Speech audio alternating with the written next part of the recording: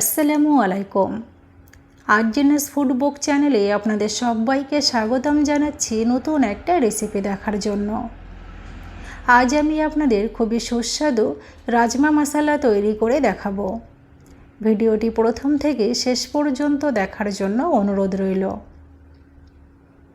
রাজমা মশলা তৈরি করার জন্য আমি এখানে 1 কাপ রাজমা নিয়েছি। এখন জল দিয়ে 3 থেকে 4 বার রাজমাগুলো ভালোভাবে ধুয়ে নেব। তারপর জল দিয়ে 4 থেকে 5 ঘন্টার জন্য ভিজিয়ে রেখে দেব।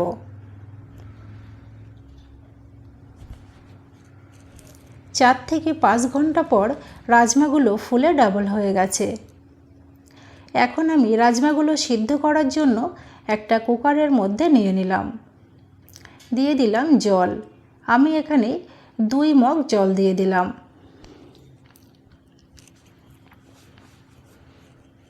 এখন ঢাকনা দিয়ে 3 থেকে 4টে সিটি দিয়ে নেব।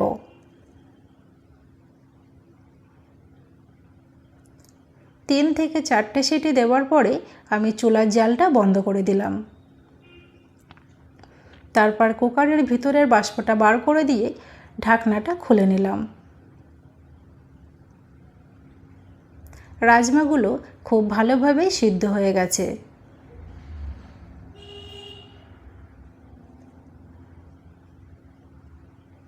এখন আমি চুলায় একটা কড়াই বসিয়ে দিয়ে দিলাম 50 ml সরিষার তেল।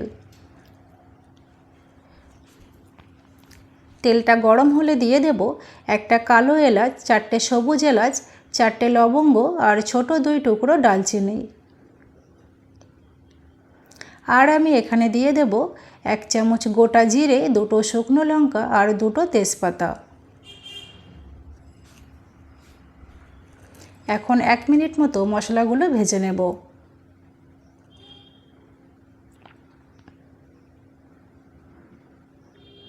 এক মিনিট পর দিয়ে দিলাম 2টো বড় সাইজের কুচানো পেঁয়াজ, একটা বড় সাইজের টমেটো কুচি, 5টা কাঁচা লঙ্কা মাঝখান থেকে কেটে দিয়ে দিলাম। আর দিয়ে দিলাম 1 চামচ লবণ।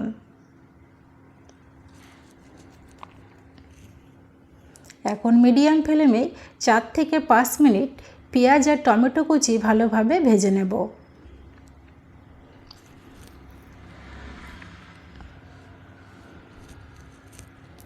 চার থেকে 5 মিনিট পর পেঁয়াজ আর টমেটো কুচি ভালোভাবে সিদ্ধ হয়ে গেছে। এখন আমি এখানে দিয়ে দেব 1 চামচ আদা রসুন বাটা।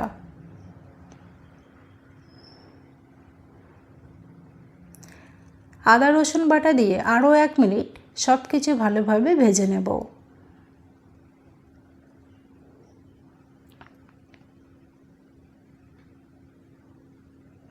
এখন আমি এখানে দিয়ে দেব খুবই অল্প পরিমাণ রাজমা সিদ্ধ করা জল। অল্প একটু জল দিলে মশলাটা আর পড়ে যাবে না। দিয়ে দিলাম 1 চামচ কাশ্মীরি লঙ্কা গুঁড়ো, 1 চামচ হলুদ গুঁড়ো,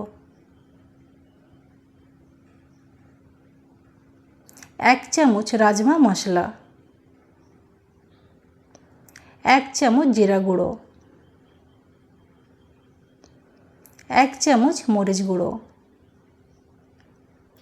আর দিয়ে দিলাম হাফ চামচ আমচুর পাউডার,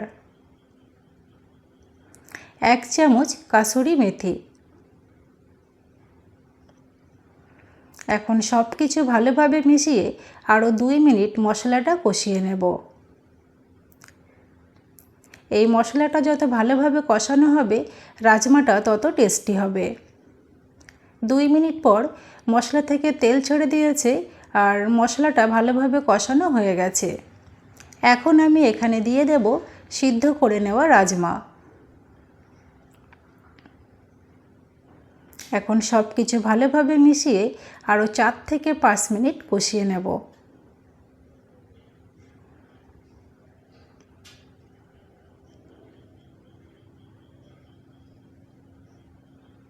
4 থেকে 5 মিনিট পর সব কিছু ভালোভাবে কষানো হয়ে গেছে। এখন আমি এখানে দিয়ে দেব রাজমা সিদ্ধ করে রাখা যে জল ছিল, পুরো জলটাই আমি এখানে দিয়ে দিলাম। তারপর সব কিছু ভালোভাবে মিশিয়ে নেব। এখন ঢাকনা দিয়ে 5 থেকে 6 মিনিট রান্না করব।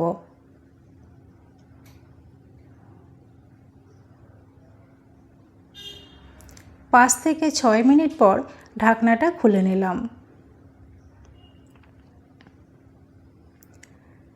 রাজমাতে গ্রেভির পরিমাণটা আপনাদের পছন্দ মতো ঘন বা হালকা রাখতে পারেন।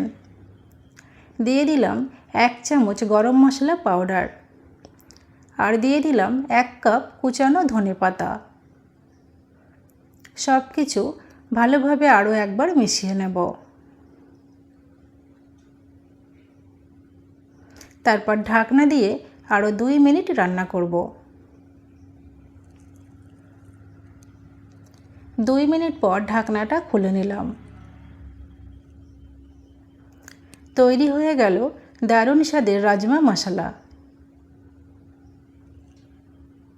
এটা ঠান্ডা হলে গ্রেভিটা অনেকটাই ঘন হয়ে যাবে।